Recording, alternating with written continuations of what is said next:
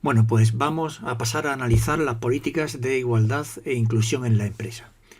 Si estamos hablando de la gestión de los recursos humanos, uno de los objetivos que se marca la gestión de los recursos humanos también es la lucha contra la discriminación. Y el conseguir esta lucha contra la discriminación nos ayuda también a obtener los objetivos que se marcan los recursos humanos, la gestión de los recursos humanos.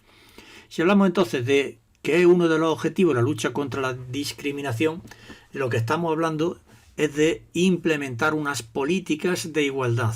Unas políticas de igualdad que consistan en igualdad de trato y acceso a la formación y a la promoción de todas las personas, todos por igual. Es decir, que todos sean tratados por igual y se luche, por tanto, contra la desigualdad en el trabajo. Que cuando estamos hablando de desigualdad en el trabajo, estamos diciendo que existen en la actualidad un tipo de desigualdades contra las que hay que luchar, que son la discriminación salarial, la discriminación en viudedad.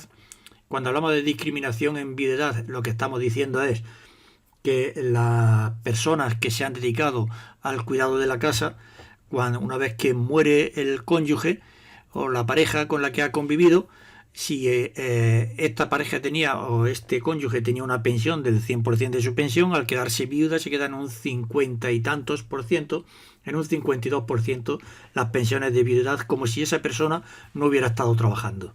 Entonces ahí es donde reside la discriminación en las pensiones de viudedad. La discriminación salarial, pues como todos sabemos, lo que habla es de que estadísticamente la mujer recibe un salario inferior al del hombre en igualdad de condiciones laborales. Hay una mayor desocupación en las mujeres también, es decir, a la mujer le cuesta más trabajo encontrar empleo. Otra de las luchas contra la desigualdad que debemos tener, escasez de mujeres en puestos responsables, es decir, una vez que encuentran empleo, los puestos de más alta responsabilidad no son ocupados por mujeres. Existen problemas de conciliación que también en muchas ocasiones dificulta la incorporación de la mujer al trabajo. Y esos problemas de conciliación pues habría que intentar favorecerlos, es decir, que se pueda conciliar la vida familiar y la vida laboral. Existe también de base un problema de discriminación de que sea la mujer precisamente la que se sacrifique en esto, pero eso es difícilmente regulable desde el mundo empresarial, es más desde el mundo social. Y el acercamiento a colectivos sensibles o dar facilidades a colectivos sensibles, como por ejemplo a los mayores de edad, a la hora de ofertarles o acercarles la posibilidad de encontrar un trabajo, a los migrantes, los que vienen de otras culturas, de otros países, los que tienen algún tipo de discapacidad y las personas en general en riesgo de exclusión social. Pero todas esas son las dificultades o las desigualdades que hay en el mundo laboral y contra las que se debe de luchar en un plan o en una política de igualdad que se establezca. Si hablamos de esta lucha, pues una de las principales luchas es la igualdad salarial. Y esta igualdad salarial, para luchar contra ella, se han establecido por normativa el establecimiento en la empresa que tienen más de 50 trabajadores, tanto de un plan de igualdad como de una auditoría retributiva.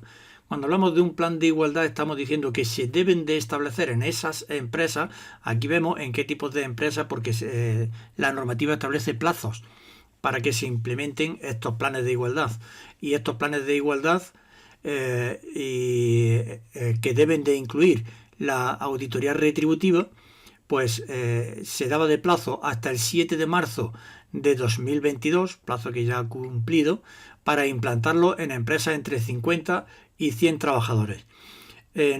Hasta el 7 de marzo de 2021, del año pasado, para empresas que estaban entre 100 y 150 trabajadores. Por eso el libro habla de más de 100 trabajadores, pero nosotros aquí ya hemos puesto más de 50 trabajadores. Y las empresas de más de 150 trabajadores ya debieran de haberlo tenido a partir del 7 de marzo de 2020. Es decir, en la actualidad todas las empresas con más de 50 trabajadores deben de tener un plan de igualdad y una auditoría retributiva. Plan de igualdad que ahora vamos a analizar un poquitito, es decir, un conjunto de medidas que pretendan integrar la igualdad en la empresa, y una auditoría retributiva, es decir, una auditoría externa, alguien que venga de fuera para verificar que las retribuciones cumplen con ese principio de igualdad. Es decir, que no exista discriminación salarial, es decir, que a igualdad de puestos de trabajo se perciba el mismo salario. Hemos dicho entonces que el capítulo 3 del Real Decreto 901 de 2020, de 13 de octubre, establece la obligatoriedad de establecer para empresas con 50 o más trabajadores a partir de marzo de 2022, para la empresa con 50 o más trabajadores, la obligatoriedad de establecer un plan de igualdad. En ese plan de igualdad deben de participar en la elaboración todos los trabajadores a través de sus representantes. ¿Cuáles son los representantes que hay en la empresa? Pues como ya hemos visto, los representantes, lo que llamábamos los enlaces sindicales, comités de empresa o delegados de empresa, según el tamaño de empresa de que se trate, pues tendrán comité o tendrán delegados. Y esos planes de igualdad tendrán una duración máxima de 4 años. Es decir, a los 4 años debe ser revisable, según lo que establezca la empresa. Pero tiene una duración, ese plan de igualdad, de 4 años, al final de los cuales se debe de revisar. Hablamos entonces de políticas de igualdad y políticas de inclusión, pues pasamos a analizar la inclusión en la empresa. Que entendemos por inclusión ese conjunto de acciones que se realizan en la empresa con el objetivo de que cada persona trabajadora, con independencia de que tenga algún hecho diferencial de las demás, es decir, algún tipo de raza, religión, sexo, orientación sexual, lo que sea, con independencia de cualquier hecho diferencial, sea socialmente aceptada y además tratada con igualdad. Ese es el objetivo de las políticas de inclusión. La igualdad con independencia de cualquier hecho diferencial que exista. La finalidad de las políticas de inclusión es que todos se sientan valorados, reconocidos y libres en su ámbito laboral. Es decir, que a igualdad de trabajo se le valore de la misma manera, se le reconozca de la misma manera y sean capaces de ejercer el trabajo con la misma libertad que cualquier otra persona. Esa es la finalidad de las políticas de inclusión. ¿Qué problemas genera el establecimiento de políticas de inclusión? Pues la dificultad de implantarlo en la empresa. Y para ello se establecen incentivos para que las empresas para que se favorezca la inclusión de este tipo de políticas en las empresas. Entre esos incentivos para su implantación, en la actualidad está el ahorro en los costes de la seguridad social que se le da al empresario cuando contrata a colectivos en riesgo de exclusión social. ¿Y cuáles son esos colectivos en riesgo de exclusión social? Pues migrantes o personas de otros países que no conocen bien el idioma o que tienen dificultades de adaptación cultural con el idioma. Bueno, pues para salvar esa problemática se le incentiva, se les puede incentivar a las empresas con ahorros en la seguridad social para que contraten a estos trabajadores con dificultades de incorporación, o las personas mayores de 55 años que pueden sufrir la brecha digital, es decir, que no se han incorporado a las tecnologías de la información y de la comunicación, no saben manejarlas bien y por tanto tienen más dificultades a la hora de encontrar empleo. Pues también uno de los colectivos en riesgo de exclusión social, o personas que no han recibido formación a lo largo de su vida y no encuentran trabajo, o los trabajos que se le ofrecen son en condiciones poco dignas. Pues también otro de los colectivos de exclusión social, de riesgo de exclusión social, o bien personas que no tienen recursos ni han tenido hogar, pues por alguna dificultad que a lo largo de la vida de una persona ha podido encontrar y que es muy difícil reincorporar a ese tipo de personas al ámbito laboral. Pues todo esto son personas con riesgo de exclusión social y que necesitan unos incentivos y unas políticas de inclusión para que se incorporen al mundo laboral en condiciones de igualdad. Los planes de inclusión que se establezcan en la empresa, ¿qué es lo que deben de fomentar estos planes de inclusión?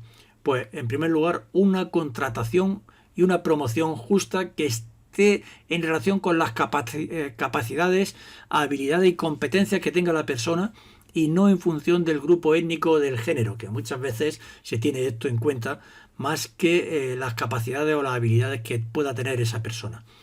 Promover salarios equitativos también, otra de las figuras que debe de contemplar un plan de inclusión, que tenga en cuenta las actividades y que tenga en cuenta la antigüedad de las personas a la hora de establecer los salarios y no otro tipo de consideraciones.